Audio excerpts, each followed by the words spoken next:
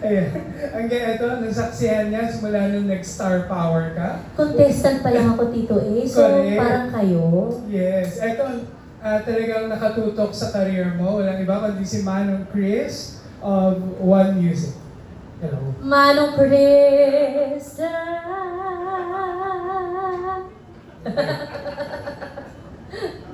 Hi, Manong Chris. Kamusta po? Hello.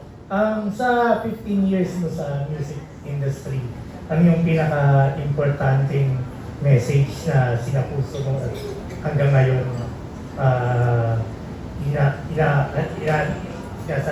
alam mo pa rin sa career mo?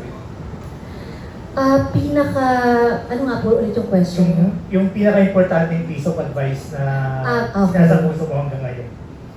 Siguro po, hanggang ngayon, ang talagang hindi ko kinakalimutan, unang-una yung palaging pagpapasalamat sa Panginoon na kahit hindi ko po hinihingi or dinadasal kasi talagang ibinibigay ng Panginoon sa akin. And siguro yung laging i-offer kay Lord lahat ng ginagawa ko. Kasi unang-una, hindi ko naman po talaga pinangarap dati na sumikat or maging artista, pero ibinigay niya sa akin. So, yung lahat ng nangyayari po sa career ko ngayon, talagang napakalaking bonus galing sa Panginoon.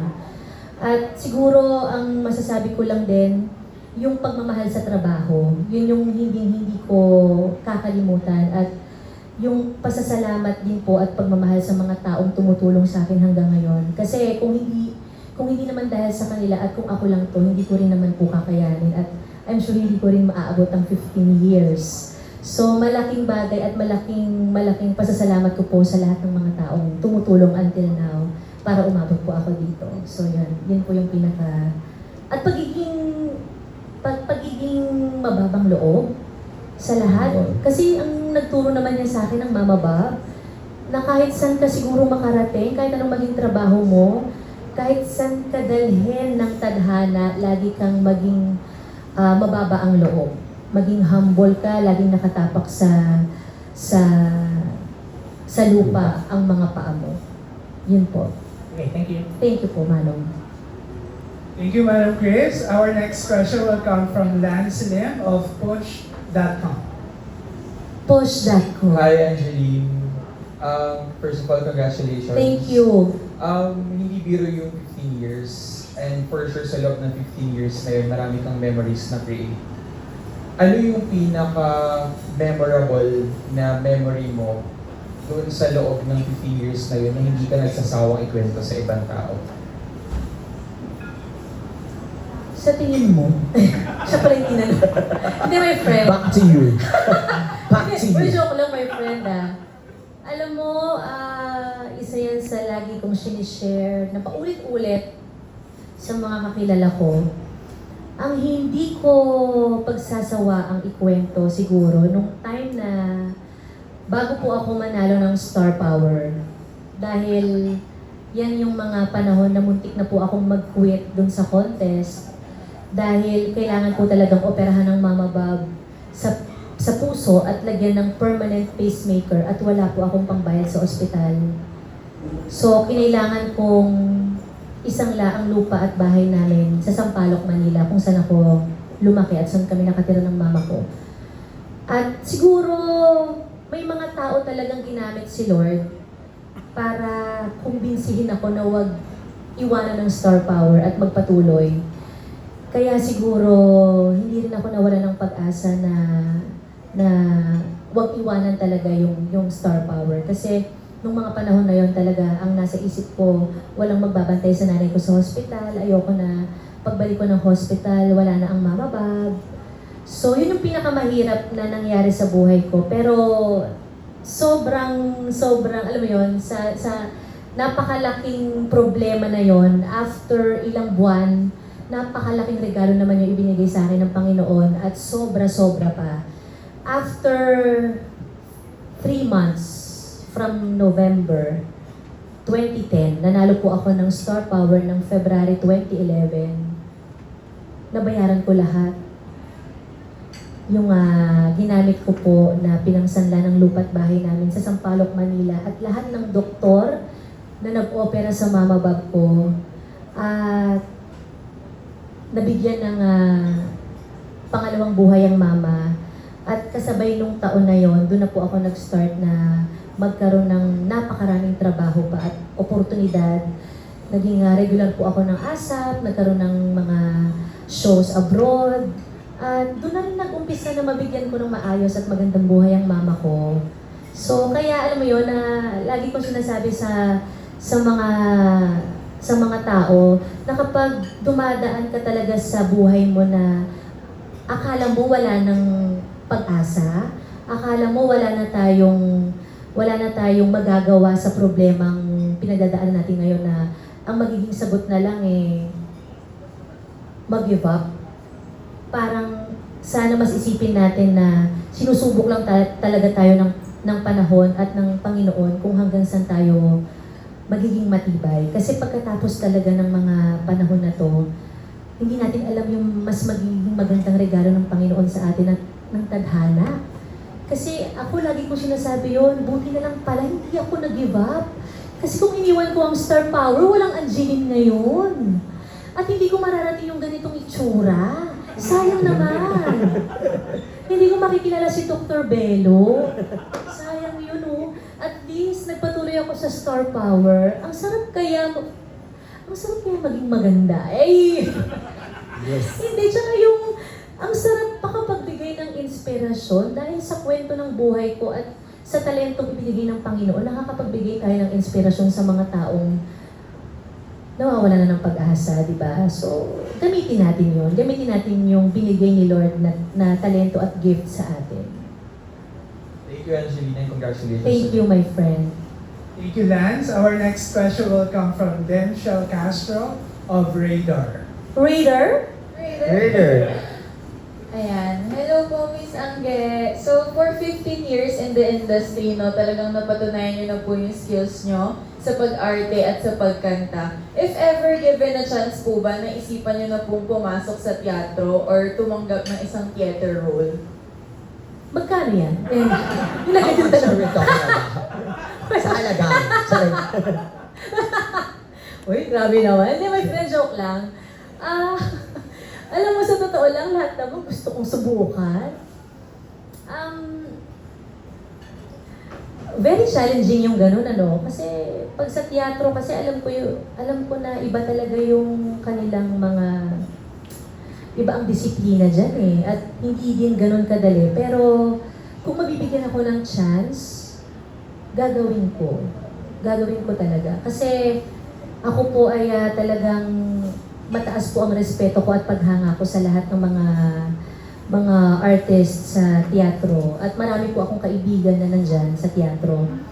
And yung disiplina at pagmamahal nila sa trabaho nila, talagang doon ako humahanga. So kung mabibigyan po ako ng chance, kung hindi man ngayon, malay mo sa future, basta mabigyan ng pagkakataon, gagawin ko. At excited ako kung mangyari yon. Thank you so much. Thank you, my friend. Angge, na-try mo na rin sa pelikula di ba? So, kayang-kaya mo yung teatro. Kasi Tito A, iniisip ko paano, ang hirap po kasi na habang kumakanta ka, umaarte ka at kailangan nandun pa rin yung emosyon. So sabi ko parang mahirap gawin yun. Kaya-kaya Kasi mo. pag sa pag-arte, kilos-kilos ka lang, gano'n. Pero ito mahirap kasi ang stage play mahirap Pero why not, di ba? Exactly. Yun naman ang gusto natin, challenge tayo Yes. sa lahat. True. I-look forward natin lahat yan. Correct. Yes po. Angge, special request lang ng ating mga kaibigan sa press. Opo. Pa-sample naman. Nang alin po? Ng paborito mong kanta. Sa ngayon? Yes. Anong awit ng puso mo ngayon? Ang awit ng puso ko ngayon, syempre ang pinaka-awit pa rin po ng puso ko ngayon ay ang patuloy ang pangarap. Kasi kagaya nga po ng sinabi ko kanina, sa 6 na pangarap ko, natupad na ang isa, 5 na lang. So kung maging successful po ang Akinse concert ko, 4 na lang. So ano ngayon kanta? Apat? Kropat na ba? Ang pinakakanta ng puso ko ngayon, bukod sa Patuloy ang Pangarap, dong digi digi digi dong digi digi digi dong digi digi ding dong. Parang yun naman ang kanta ng lahat. Ngayon, Pag ako pinili mo, tutupad ang pangarap mo, Sinta! Sinta! Hindi, ito po, seryoso. Ang kanta ng puso ko ngayon, Till I met you, I never knew what love was. Till I met you, this feeling seems to grow more every day. I love you more each day. Yun! yes. At marami pa tayong Yes, aasahan na ganyan. totoo yan. Di ba, Angge? Bato-bato lang yan, pero sa Pero for kasi, now. pero kasi tuloy talaga, ang nasa isip ko talaga yung sa baby dance. Oo, kaya yun yung unang pumasok eh. Kasi, Dong digi digi digi dong digi digi digi dong digi digi ding dong.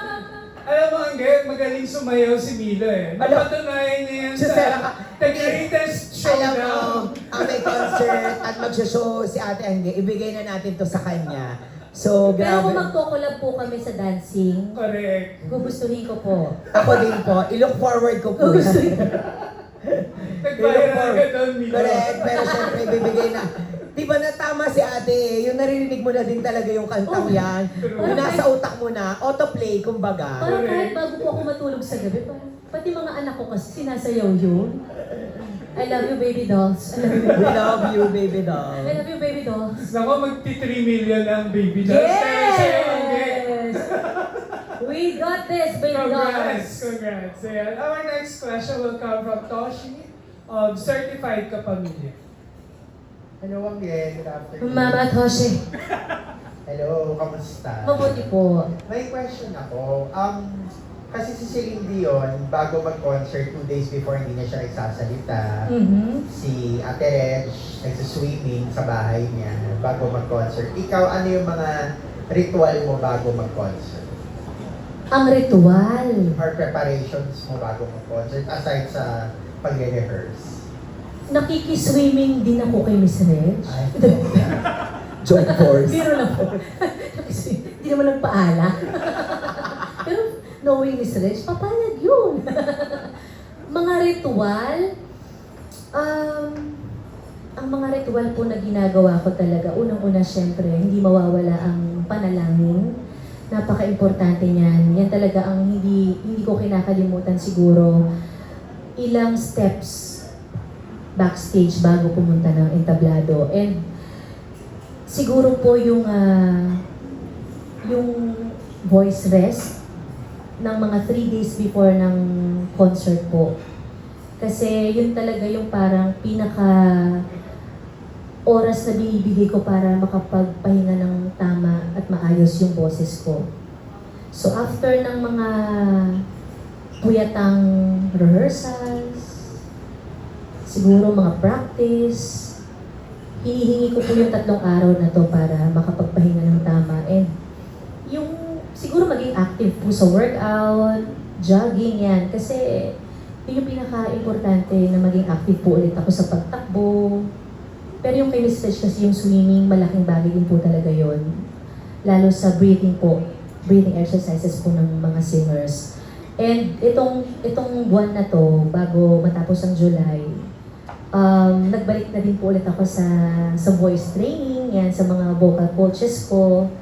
Yun po yung madalas kong ginagawa pag may ginagawa po akong ganito kalaking project, mga concerts na ganito. So, importante na mabigyan po ulit ako ng tamang guide ng mga vocal coaches ko kung paano yung mga techniques na ginagawa ko dati na nakakalimutan ko na. Sila po kasi nagpapaalala nun. So, importante na maituro ulit nila sa akin.